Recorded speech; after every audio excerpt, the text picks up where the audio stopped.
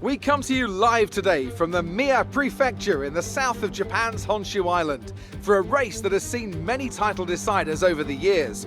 Some simple, some controversial, but all contributing to a legacy that makes the Japanese Grand Prix an indispensable stop in any Formula One season. 18 corners make up a lap of the incredible figure-of-8 Suzuka circuit, with 10 to the right and 8 to the left, for a distance of 3.6 miles.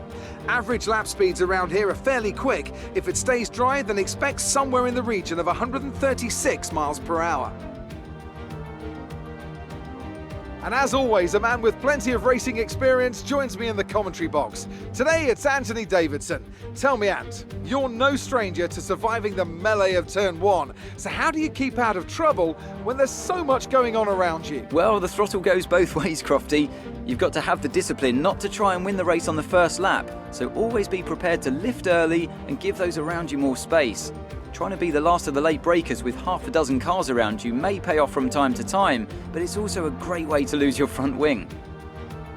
Before we begin, let's take a quick look at the grid lineup for today's race. Charles Leclerc lines up on pole position. A very happy Carlos Sainz will start second. Moving on to the rest of the grid, we have Hamilton, Bottas, Lando Norris, Cox, Verstappen. They'll be starting further back after an earlier grid penalty.